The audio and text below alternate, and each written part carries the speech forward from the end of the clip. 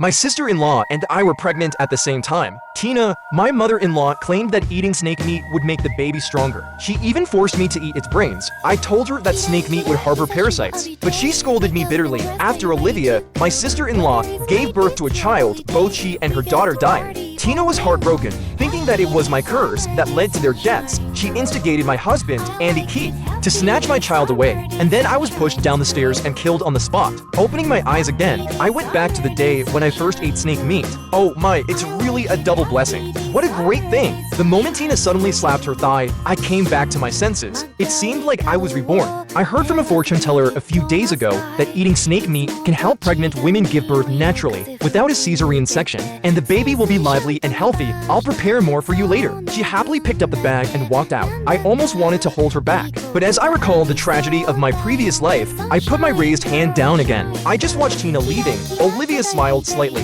asking me thoughtfully whether the baby was a boy or a girl. She asked the question again. In my previous life, she asked me during my entire pregnancy after she knew it was a boy. She repeatedly tried to trip me up and almost caused me to have a miscarriage. At the thought of it, my heart tightened. The doctor hinted that it was a girl. After I finished speaking, Olivia didn't frown anymore, sitting leisurely on the sofa. I waited for Tina to come back. The surroundings were so familiar that it reminded me of everything that had happened in my previous life. Ever since Tina found out both of us were pregnant, she would bring back snake meat now and then, claiming that it was to nourish the baby's body. I refused to eat it, so she replaced all the pork with snake meat just to trick me into eating it. I didn't realize it at first, but after finding out, I secretly spit it out. Later, Olivia was found to have too many parasites in her body, and then both she and her daughter died on the operating table. Tina insisted that I was the one who cursed her daughter and took her life. When they were fighting to grab my child, I was pushed down the stairs and died on the spot. Since I lived my life again, I would never let it happen again. After a while, Tina opened the door and entered the room. The blood-red meat was filled with a fishy smell. When the smell wafted over to me, my stomach churned so that I was almost about to vomit. Olivia walked over curiously, with greed in her eyes. Mom, where did you get this good stuff? Can it really strengthen my body after eating it? Tina nodded seriously and gave her a meaningful look secretly, hinting that she stopped asking more questions. It seemed that the source of the meat was definitely not normal. I found her words ridiculous. After eating it, the human body would grow a large number of parasites, and in serious cases, it could even lead to death. The meat was cooked quickly, and its color was white. Tina then placed it before us, with traces of blood seeping out between its textures. I even seemed to see worms wriggling in the shredded meat. Just as I was about to leave, Tina stopped me and ordered, "Eat quickly, to nourish my grandson." Upon hearing this, Olivia immediately looked up at me.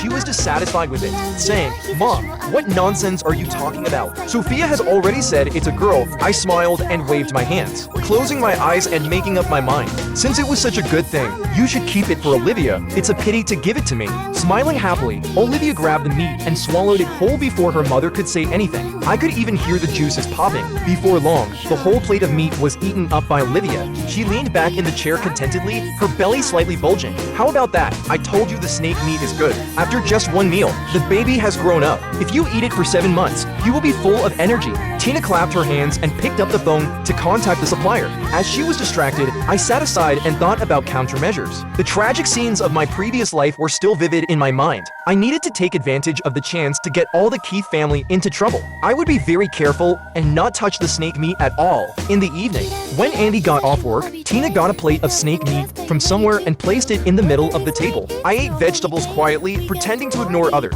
Olivia has a good appetite, so it must be a boy. Sophia, look at you. You can't even bear a son for my family, Tina complained, very unhappy about it. Meanwhile, she kept talking about how nutritious snake meat was. Andy didn't speak for me, just asking me why I didn't eat. I considerately put the meat into his bowl and said guiltily, "Mom is right. Since I can't bear a son, how can I have the right to eat such high-quality food?" He dispelled suspicions and nodded in agreement, swallowing deeply. After ensuring that 3 of them had eaten it, I smiled with satisfaction. Afterwards, I repented and apologized to the baby in my belly. "Dear, I'm sorry, but there's nothing Mommy can do." After dinner, I stood up and went back to my room, but Tina stopped me. "Sophia, I have something to tell you. Olivia is pregnant now, so we have to be careful with what she eats and drinks. Our house is too small. Don't you have a house? Let her stay there for a few days, and we will return it to you after she's done with the confinement." I was stunned. It didn't happen in my previous life. They were too shameless. The house belongs to my father, and he lives there now. Isn't it inappropriate for Olivia to go there? I spoke coldly and then looked at Andy. After a long time, Andy said that he would contact my father. father. He wished my father to vacate the room, and then Olivia could move in. After all, she bears a son, and it's precious. Your family should take care of her carefully. In an instant, I understood why they didn't rob the house in my previous life, but it happened now. It was just because they thought Olivia was pregnant with a son. What a joke. Why should my family care for her just because she is pregnant? I wondered. I couldn't let them achieve what they wished easily. With that in mind, I laughed and hated them even more. Okay, I'll ask my dad to move out this week and let Olivia move in. The next day, I explained the whole story to my dad. Then I asked him to act out a play with me. I rented a newly renovated room in advance and created the illusion that someone had lived there. The moment Tina pushed the door open, I smelled a pungent odor. I put on the mask silently. However, Tina and Olivia didn't notice it. Eating too much snake meat had damaged their sense of smell, so it was normal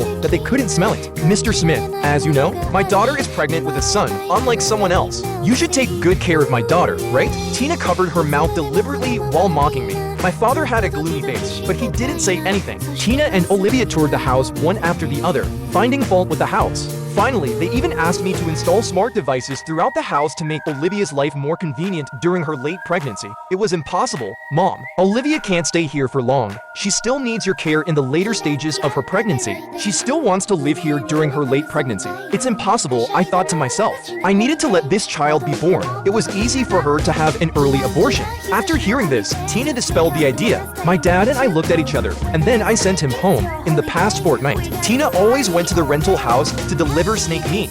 She would scold me every time she came back. She said my belly wasn't even half the size of Olivia's. I snorted coldly and wasn't surprised at all. Her belly would eventually be 3 times the size of an average pregnant woman's. It was just the beginning. It was just a pity for the refrigerator at home. Upon opening it, I can smell the fishy smell, even if nobody put snake meat in it. It was still lingering. I sat on the sofa, flipping through my phone and listening to Tina complaining in the kitchen. She complained that snake meat was out of supply. I forced myself to hold back my smile. Just 5 days ago, I followed her to the dark market, saw her trading, and decisively reported it to the related organization. After all, this kind of animal couldn't be killed and traded at will. All transactions were immediately blocked on the spot. Tina couldn't buy snake meat and was worried. Olivia couldn't eat meat and called her frantically. I was just mocking them in my heart when someone opened the door outside. Olivia came in with a big belly, looking around, and rushed straight towards her mother. "Where's my snake meat? Did you hide all of them for yourself?" Tina shook her head desperately and held her hands tightly against her chest. My eyes were always on Olivia's bulging belly. She was pregnant at only 4 months old, but her belly was as big as an ordinary pregnant woman at 6 months old. Without exaggeration, when she was shaking, the skin under the corners of her clothes was covered with dark green scars. It looked exactly like snake skin. Vaguely smelling the aroma coming from the kitchen, I decided to get up and see if the food was cooked. The moment I opened the pot, a person ran towards me suddenly. Olivia rushed to my side and reached out to grab the braised pork. It was too hot to eat. She could only take the pot and put it under the faucet, then rinse it and put the food in her mouth. It was so disgusting that I didn't want to look at it a second time. She had eaten all the meat in the pot, but she was still not satisfied and forced me to call Andy to buy meat. The more novel it was, the better she would feel. After a while, Andy brought a black thing and threw it on the table. It was actually a female snake. I couldn't believe he dared to buy such an animal. It said that eating snake meat on the ground regularly can nourish the body, and it's good for children. When Olivia heard it, her eyes suddenly sparkled.